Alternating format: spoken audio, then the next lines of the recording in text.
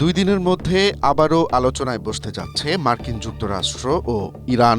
বিষয়টি নিশ্চিত করেছেন মার্কিন প্রেসিডেন্ট ডোনাল্ড ট্রাম্প। তিনি জানান, আগামী 2 দিনের মধ্যে দুই দেশ আবারও আলোচনায় বসতে পারে। সম্প্রতি নিউ ইয়র্ক পোস্টকে দেয়া এক সাক্ষাৎকারে তিনি এমন সম্ভাবনার কথা জানান। এর আগে পাকিস্তানের ইসলামাবাদে মার্কিন ভাইস প্রেসিডেন্ট জেডি ভ্যান্স এবং ইরানের স্পিকার মোহাম্মদ বাকের আলিবাফের মধ্যে একটি বৈঠক হলেও তাতে কোনো চূড়ান্ত সিদ্ধান্ত আসেনি। যদিও ইরান এখনো পর্যন্ত পরবর্তী বৈঠকের খবর নিশ্চিত করেনি, তবে দুই দেশের মধ্যে বার্তার আদান প্রদান চলছে। মধ্যপ্রাচ্যে শান্তি ফেরাতে ট্রাম্প প্রশাসন সরাসরি আলোচনায় বেশি গুরুত্ব দিচ্ছে। স্ট্রবেরি সুপার ডটেড ও ক্লাসিক ভ্যারিয়েন্টে সেন্সেশন জাগুক শিহরণ।